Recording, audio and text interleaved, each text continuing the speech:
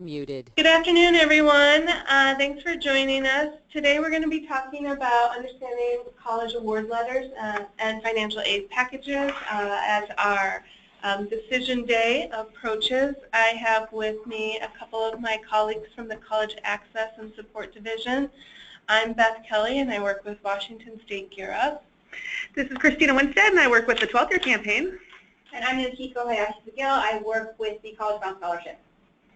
Alrighty, we are going to get started, and this again is going to be recorded, so you can access this later, and we'll send out the slides as well. Just going to keep on cruising. Yeah. Okay.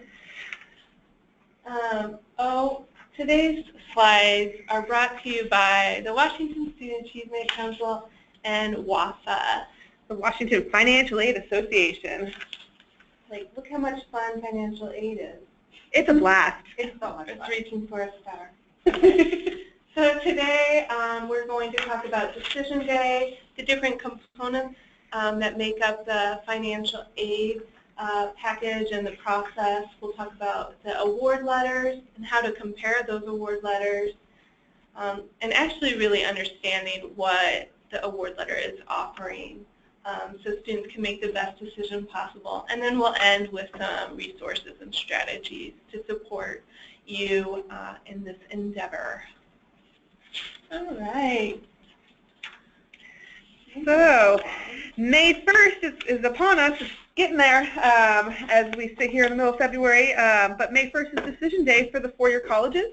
So this is really important for your students to know, especially if they're going to be attending the four-year colleges. They need to not just decide on their school, but they want to make a smart financial decision. And part of that means understanding their award letters, understanding the cost of attendance, understanding the financial aid that's being offered to them, whether it's a gift aid or whether it's loans or work study. And then also to understand loan options and payment plans, not just for the student, but for the parent as well. Now, a lot of this really focuses with that decision date on the four-year schools, but we don't want to forget the community colleges. So the community colleges, while they do have open door admissions, which means if you apply to an institution, a community college within Washington State, you'll be offered admissions.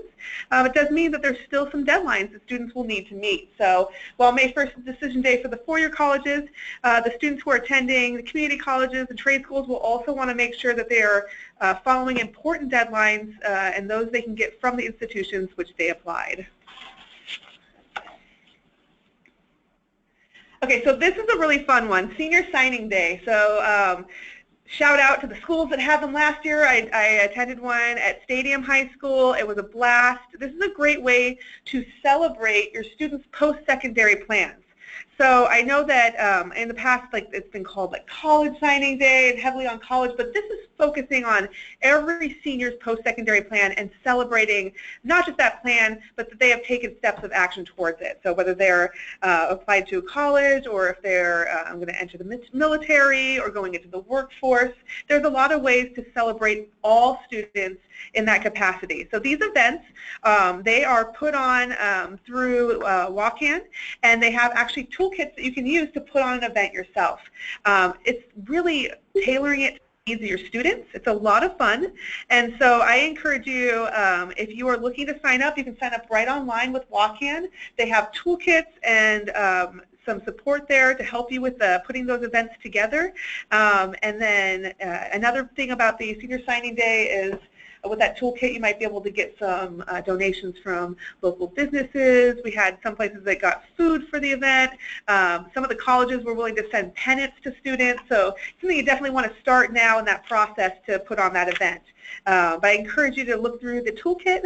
And then also Kat in the Gear Up department has made these amazing college pennants as well as armed service pennants and pennants for everything. They are awesome. Yeah, let's just show them real quick because they're really cool. Well, Christina, does decision day, senior signing day, does that have to be May 1st, or what are your thoughts about that? Great question. It doesn't have to be May 1st. It needs to be a time when you can get all your students together to celebrate. So we like May 1st as kind of a kickoff, but some of the events are actually going to start in late April and go all the way through May. So you're going to pick a date that's really best fit.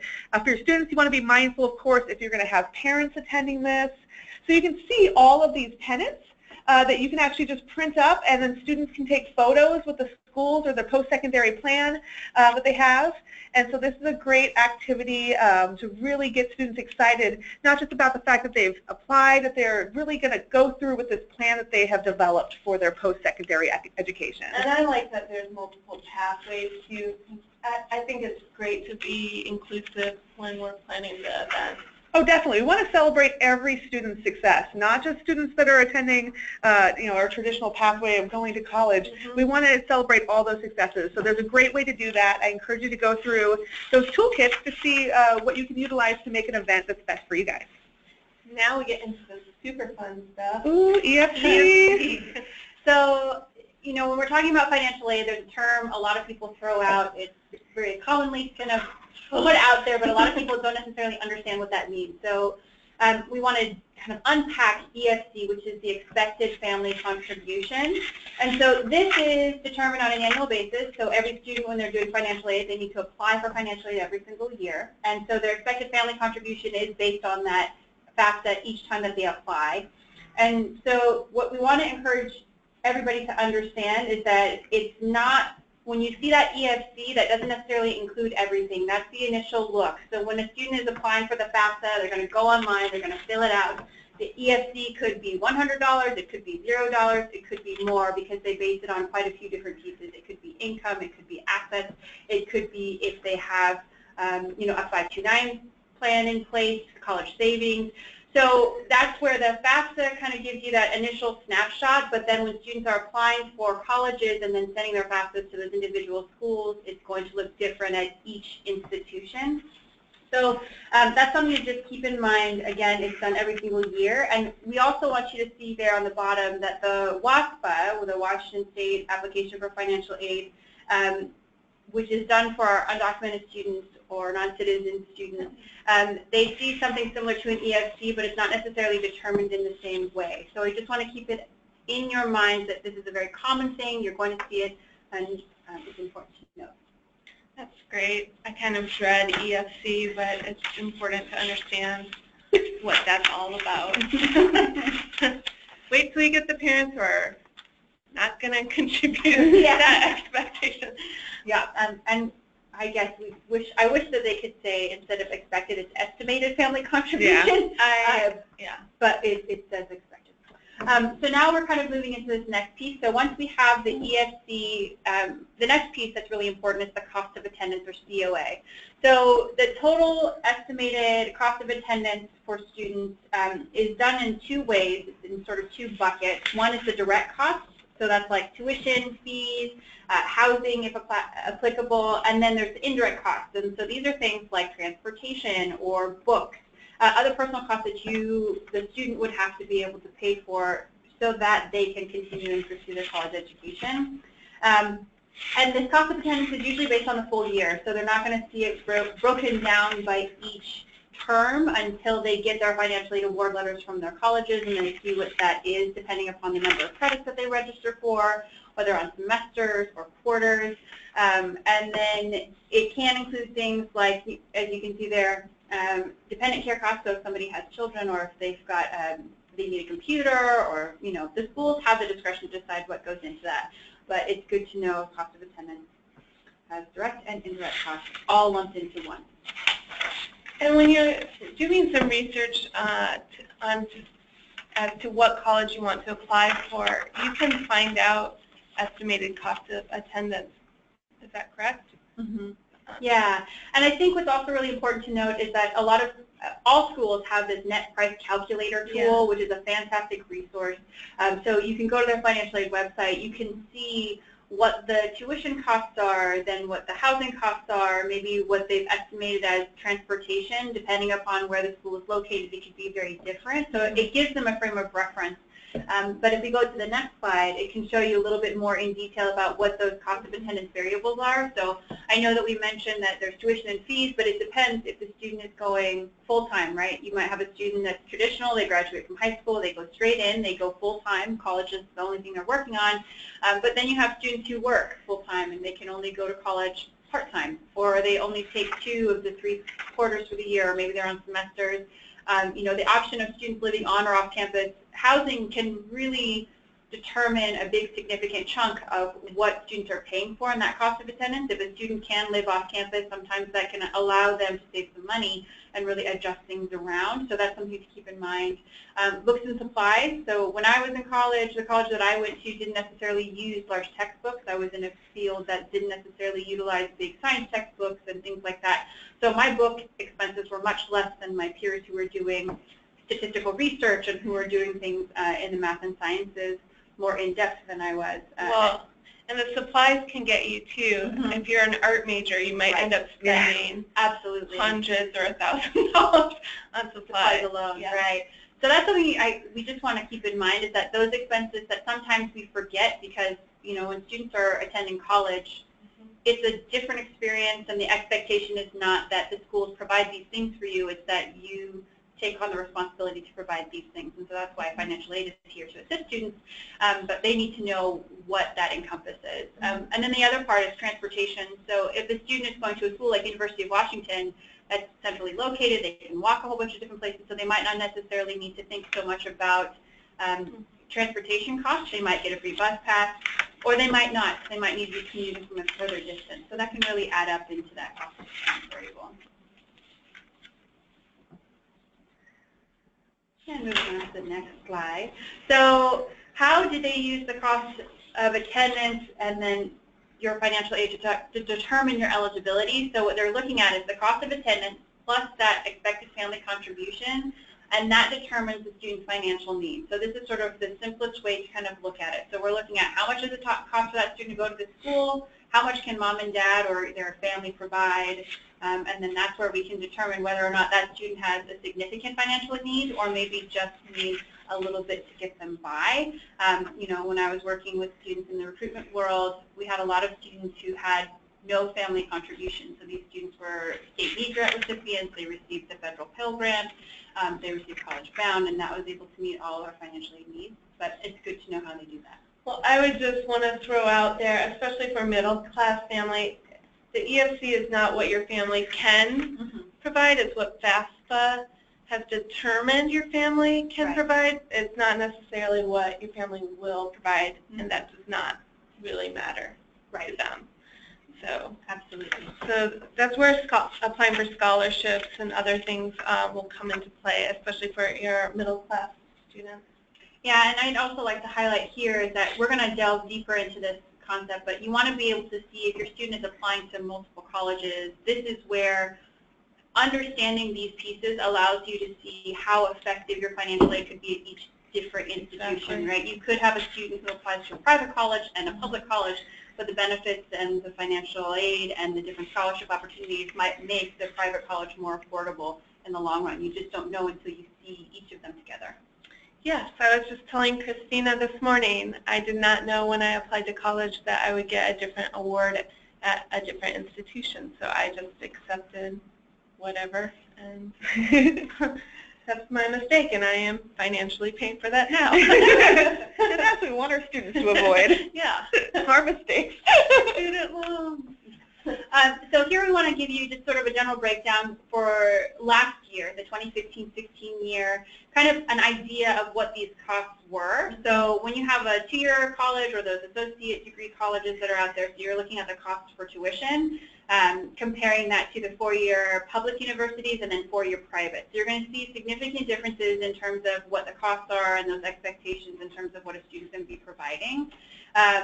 So, you'll see that books and supplies kind of across the board are roughly about the same no matter which type of institution they're attending, but where you see tuition fees go up is when you go from 2 or 4 years to a private institution. And again, this isn't reflecting what kind of aid will be offered. Right. This is like the sticker price. Yeah, this is where, and I think that when we put sticker price up there, they're usually, what I would experience is that students are seeing the higher sticker price, so that way they're mentally prepared for a high expectation of cost, and then when they see what they've registered for, where they're attending, that can actually adjust pretty significantly. That's good to know. So we're going to get all this from the award letter. So our next step is we're going to look at the award letters. Some students have already received some award letters. So you might have students that have already received them, but we want to make sure that students understand that there's a lot of different formats for the award letters. So an award letter at Washington State University is going to look different than an award letter from Western Washington University, than from South Puget Sound Community College. It's going to look different from every school. So they have their own format. So that would just be too easy. It'd be too easy to have one format. But the information that you're going to find, you might have to dig in there, is going to be the same. So it can be challenging to compare one college to another, but we're going to give you some tools to help students do that. So here's our first sample award letter. So as you can see here, the student's tuition, it's fully covered by the state need grant and then the college-bound scholarships. The federal Pell and academic scholarships available to cover a significant portion of the student's living costs, and the student can see the work and loan studies are available to meet 100% of the other educational costs, since the cost of attendance is on the award letter. So this is a great award letter. Not only is this a great award, this is a great award. This really shows that the cost of attendance at the top there is going to be equal to the amount of money that they're getting for school. So they have a little bit of a subsidized Stafford loan and a Perkins loan, but the types of aid that you can see there, they have Pell, state need, college bound, so they're utilizing those gift aids as well. I tell students when it comes to loans, this is my slogan, take what you need, not what you want. So students are going to get offered so much money in loans that sometimes it's hard for them to realize that the loans, they might be taking them for like non-educational. Spring break. Yeah, spring break. That for 20 Yeah, years. so I make students, this is my simple task, I make students, if you think that they're going to spend the money on something that's not the award, like I had a student that decided he wanted to buy an Xbox with his money. I made him calculate the repayment over 10 years for the Xbox, and then the likelihood of that even being a device that is even usable 10 years from now, just to kind of think about the return on investment. And so it really helps students think like, oh, okay, I'm going to spend that $300 now, but really over the next 10 years, I'm going to pay back closer to $1,000. You want them to think about those smart decisions. So I encourage them, they don't have to take a full award. They can take a partial loan as well. Yeah, and I want to note here, so when you see on this particular award letter, you're seeing that this is an actual college-bound student. So this student is going to receive the college-bound scholarship, and this kind of works together with the Washington State Need Grant. So the State Need Grant was able to cover up to that $10,351, and then college-bound was there to help offset the remaining parts of those costs, which is important to note because not every student's college-bound award is going to look the same, because not every student's need is the same and not every institution's costs are the same. So it's really important to keep that in mind, but it's good to see that this is what a student's award letter could look like. So a student, if they see that on here, that means they're a college-bound recipient. They wouldn't have it on there if they were not a college-bound recipient. But still, even with college-bound, there is a chance you could have to take out a loan. Absolutely, yeah. And I would also point out that when I was working with students, as an advisor, something that one of my financial aid colleagues told me, which was really smart, is that some students don't realize that they don't have to take out those loans. So it's like take what you need, not what you want. But some students don't realize that they have an option to decline those loans. Right? Yeah. So if they don't know and they just accept them all, they might take out every single loan that's offered to them throughout their entire experience, rather than just saying, I know I'm only going to be attending for part-time. I know that I only need this much to cover these costs, and I'm working and all that sort of stuff can offset. So they might have to really go back to that cost of attendance and think about like their lifestyle and kind of do the math. Right, and just be aware that you can turn it down. So if you decide to say, actually, I don't want to take out that loan, it's okay to absolutely do that. If you did take out a loan and then you end up not needing it, can you pay it back early? Depends on the lender and penalties, but that's why we encourage students to really think about the lifestyle that they're going to be living while they're in college, and really looking at that cost of attendance and then taking out their award based upon that, as opposed to taking the whole award. It's so easy to spend, but really hard to give back. I found some students that are like, man, Domino's Pizza, that sounds good tonight. I mean, in the next 3 months. At least credit card companies are no longer allowed to really, heavily market on campus to students. So. All right, sorry about that. So the next award letter here you're going to see is from PLU. So this is a 0 EFC award letter, just like the other one would be the student has a 0 estimated, like that estimated financial contribution. So for this one, you can see that the student's tuition fees are covered by scholarships and grants, and then the student has loans available in work-study to pay for on-campus living costs. So that way the family wouldn't have out-of-pocket costs unless the student could not earn the full amount of their work-study. So they have to still go to work for that work-study award. It's not like they just automatically get it given to them. They have to make sure they show up for those shifts, and that's how they earn the money from the work-study. So potential resources of additional funds could be loans to really, if they wanted to live on campus. Again, they want to think about living on campus versus living off campus. So you can see on this award letter, you can see the direct costs, the type of aid, and then the total cost of attendance right there. So that you can see the total cost and then what the total award is going to be. The other thing to look at on these award letters, there's always going to be contact information. If your student is struggling with their award letter, or maybe they have additional questions, I encourage them to start working with their financial aid offices early. They're going to have to be reapplying for financial aid in October again, and I think it's really important that they start making those connections if they have questions with their financial aid offices as well. Well, and the award that they get this next year for their first year is not necessarily the award that they'll get in the future, and their expenses may change over time as well. Exactly. If they live on campus, it might be required in the beginning, but they could move off campus or... Yeah, their awards are going to change typically every year depending on the cost of attendance and then the income for that previous year. So they'll see a different award letter, but it's really important for them to understand the components of a award letter and how to be able to make smart choices based upon the cost of attendance, not just like, oh, this school gave me the most money. It really, that cost of attendance plays so much into that decision. So now, to give you a comparison of the 2 4-year public and the 4-year private schools, to kind of give you an idea of how these different components of financial aid work together, we have them here kind of listed in this chart. And as you can see, I pointed an arrow here to the Washington State Need Grant, and we've circled the amount for the college-bound scholarship. So I would like to draw your eyes to this particular part. So when you look at the first line, the 2-year community colleges, and you're seeing here that the student is awarded, they have an ESC of 0, and they have a Pell Grant. They also have the Washington State Need Grant, which is slightly covered up by the circle here, but it's just about $3,500, and then underneath that is the Washington State College Bound. Now, if you look at each corresponding option after that, so at a 4-year public institution, the Washington State Need Grant increases because the cost of attendance is higher, and then the College Bound Award increases because the cost of attendance is higher. And then if you see it move over into the private 4-year college option, that's where the State Need Grant goes down a little bit, but the Washington College, or the College Bound Scholarship goes up. So that's where you kind of see how these two pieces work together. So when we talk about College Bound, that's that commitment of state financial aid to those students because they applied, they met the pledge, they've done what they're responsible for, and so that aid helps bridge that gap between what the State Need Grant can cover and what it needs to be covered as well. We also want you to take a look at underneath the gift aid component, which is the total student loan. So you're seeing the student has a subsidized loan in all 3 categories, and it's the same across the 3 institution types.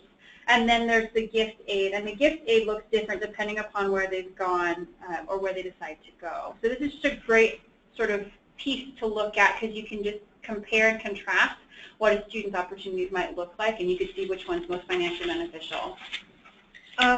Real quickly, another thing is to make sure your students understand the difference between subsidized and unsubsidized loans, because a lot of them, this will be the first time they've taken out money in a loan, and so they need to understand, you know, maybe they have a loan that's a subsidized loan that's larger, and there's a supplemental unsubsidized. Maybe they can get away without having to take that unsubsidized loan, but as long as they understand, and there is financial aid counseling as they take out those loans, but early on to understand that the unsubsidized, that the interest rate is not being subsidized during their time in school. And we have some resources that we'll talk about in a little bit to really get into helping make sure students understand what those terms mean, especially the difference between gift aid. Right. Yeah, so we will get to that in just a minute, but I just wanted to, since we're talking about the comparison, wanted to throw out there this free tool. It's legit. It's on Washboard's Big Future website. They allow you to plug in information for 4 schools to compare your award, and that's a really great tool for you to share with students and families. But again, it's not enough to just compare the awards. Students need to understand the difference between grants and loans. And so, but this is a great starting point. So after you compare the awards and you get your and you gather the information, now it's time for the student and the families to talk about whether or not the students can afford their first choice. So there's different factors to take into consideration. A lot of our families are not going to be able to provide a lot of funding, but one option for those families that do have some funds set aside would be using a GET or a 529 plan, or there are such things as Federal Parent Plus loans and other private loans. I personally would not encourage parents to take out those loans. If you have parents that are interested in taking out those loans to help support their child, I would have them really research that option. Do you guys have any experience with the Parent Plus loan? I've had a couple of instances where parents refused to sign the Parent Plus loans because they had multiple children in college and they couldn't see, they couldn't bear the cost of that additional loan onto their current debt that they'd already incurred. I would just say that it's important to really think about the implications, because financial aid is a commitment not only from the student but the students and their parents, and so it's important to flush out all the ideas. If there are opportunities for them to not have to do that, I think sometimes that's more beneficial because it's a little less complicated. Yeah, and you know, you have to think about your credit, and also if a student drops out, you know, they're still on the hook, and so there's a lot of things that if parents are interested in that, you should spend some time trying to help educate them on what that really means. But in general, a lot of our Gear Up and College Bound students, that should not really be an issue. And then we're going to talk about some of the common questions we have. So you're going to have students that have lots of questions about their award, and some of those questions you're going to be able to answer, and some of them are really going to need to be directed to the financial aid office of the school that they're attending or that they're looking at attending.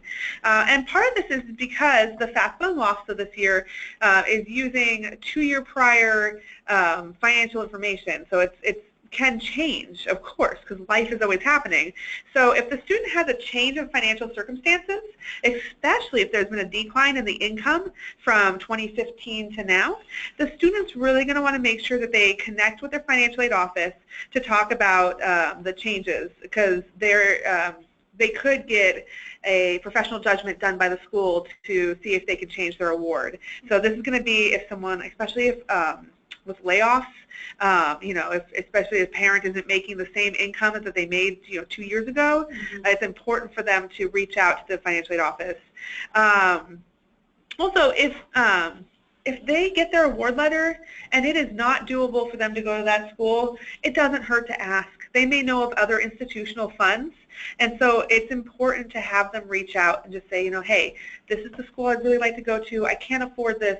What other opportunities do you have at this institution? But it starts with asking. If they don't ask, they're going to get a no because they never asked. So you might as well make sure that they are advocates for themselves by asking those questions. Sometimes it's hard to get through on phone. Sometimes it's hard, or sometimes you have to wait a little bit for an appointment because you're meeting with a financial aid officer. And so I encourage students, don't be discouraged.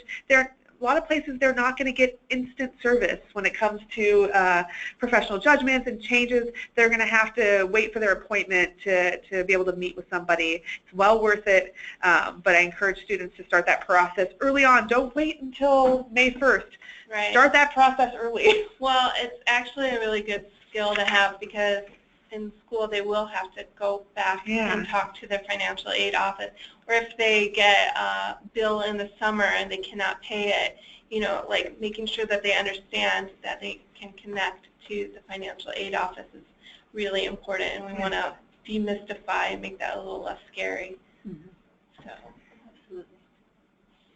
Oh, here's some more. Yeah. So I think we've said this before. We're going to continue saying it. Is that financial aid students have to apply for every single year that they're attending. So we want to encourage them to and remind everyone that the financial aid applications now open on October 1st. So the FAFSA and WASFA are both available October 1, and that's going to happen again in this upcoming October. And still using tax information from 2 years prior. So this next year it's going to be using tax documents from 16 and all of that. And then when we're also talking about financial aid, you want to talk about that some students have work studies, some students might work off campus. So just sort of balancing out all the different options that are out there. Not every student is eligible for work study. I always encourage students and their families when they're applying for financial aid, always mark yes, because if you don't mark it, you don't get it at all. But if you are potentially eligible for work study opportunities, you don't know until you check that box. So always check it. It's better to check it than not check it. The other part is get to know your financial aid office. The purpose of the financial aid office is to help students walk through that process. There are advisors there. It's not just people processing the financial aid applications at the institution and delving out the award letters. It's helping them understand what they actually look like, what they mean. If you have some students get selected for verification, so you're going to get communication from the financial aid office, and so it's good to get to know their faces, where they're located, contact them via email, phone calls, and essentially just show up at the office and get to know everybody.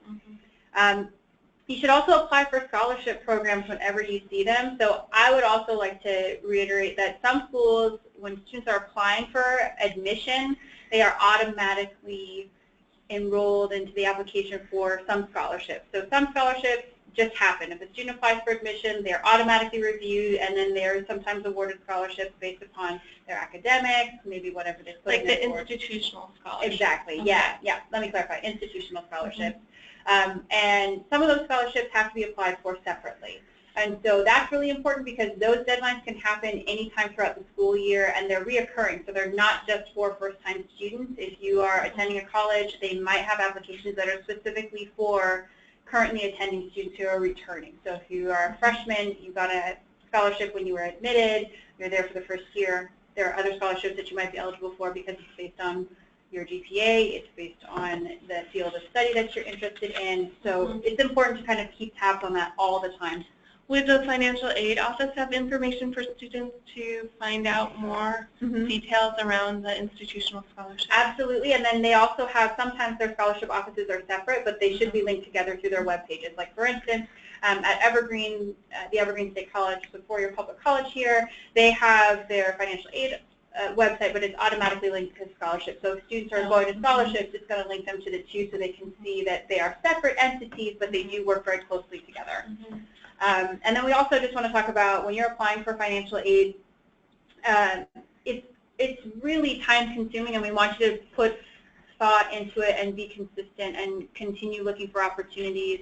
The part-time job is sort of like, it's really dedicating. Like when you apply for a scholarship, you shouldn't offhand not take much time for it. Students and their families should really dedicate, especially the students should be really dedicating their actual time to it and looking at it as a part of their application financial aid responsibilities. And throughout the time in college, not just leading up to college. start with good habits their Mm-hmm. senior year. Also, I encourage 12th year campaign sites and those who are having FAFSA and WAFSA completion events, invite your students back for next year. So some of them might struggle with connecting with someone to help them with that process, and if you assisted them this year, I encourage you to reach out to them again to come to your event, or at least open it up to students from the area.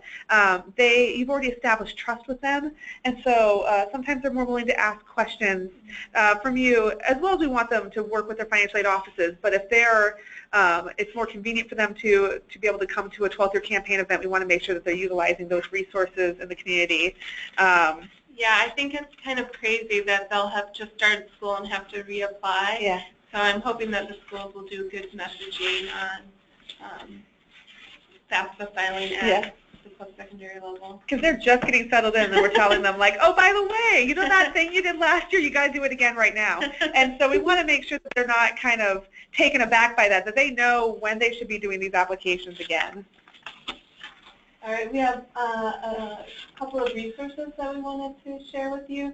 As you know, our agency has a website called Ready, Set, Grad. There is a Financial Aid 101 page on here with links to different financial aid types, including scholarships and loans and whatnot. And then also, Gear Up in our College Access Division, we created a guidebook, and it could be definitely used with families and students as well as your own staff. And it walks you through the basics of financial aid, and that would be a great place to look at the different definitions of aid and look at the conditions of types of aid and share them with students, making sure students know that grants are quote-unquote free money as long as they successfully complete the courses. There is a chance that they might have to pay those funds back if they don't. So making sure students really understand what they're getting into. And so this guide has some helpful information that you might want to take a look at. And then another source of financial aid is scholarships, which we will hound students about until we are blue in the face.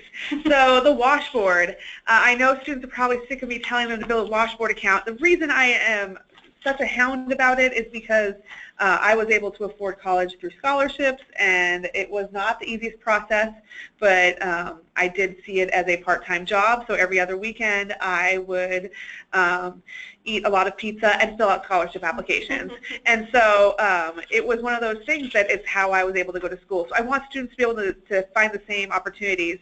And one of those is the Washboard. They build a profile. We call it like the eHarmony of scholarships. They build a profile, and then it matches them to those scholarships. We encourage students to make this a process that they don't just look at in the spring, that they look around for scholarships, as well as that they continue on through the rest of their college career. We just want these students to be able to have the most opportunities without having to take out loans. So and that first step is scholarships.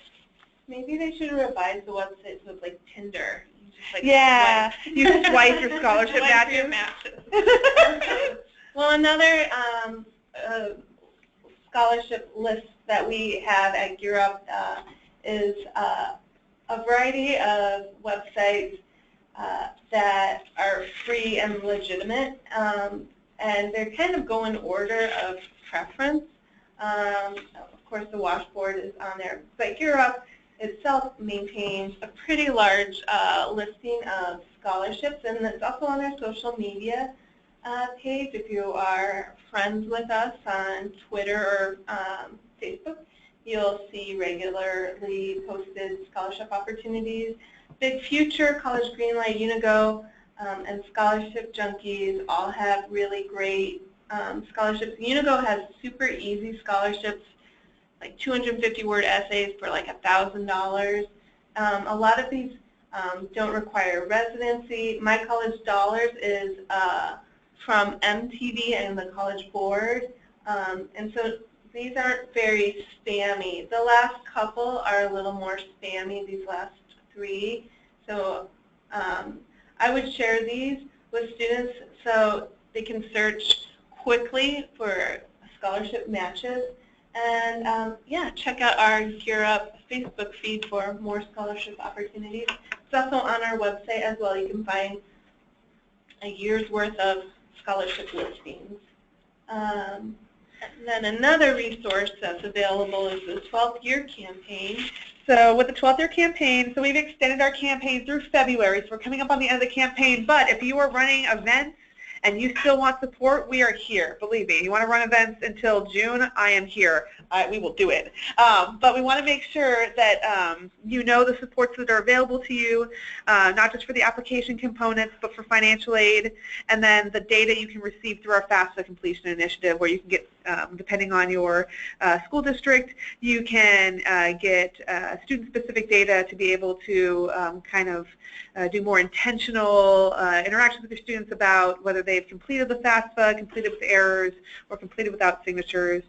So we want to make sure students have access to that. Now, the 2017 12th year campaign will start on March 1st, taking applications for that. So for those of you who are sites this year, if you signed and did the survey, then there's a component in there where you can actually opt right in for the next year. If you haven't done your survey yet, there's still plenty of time.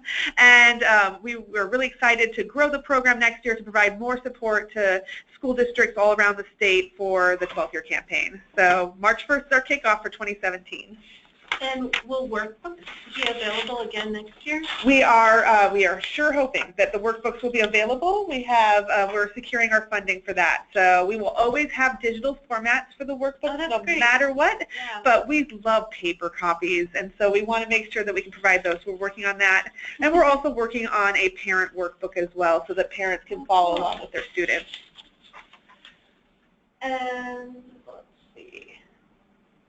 Wrapping up our webinar today, we just wanted to do a little shout out and promote our next webinar, which will be more in-depth information on the 12th year campaign. Yeah, we'll talk about how to get signed up, and there'll actually be time at the end of the presentation for sites to sign up for the 2017 school year, 2017-18. We're excited about it. Yay! All right, we are going to end here. We'll shut off the recording, and then we can open it up to questions. Yes. Thank you so much for joining us, and please join us again next month for more information. Thank you. Thank you.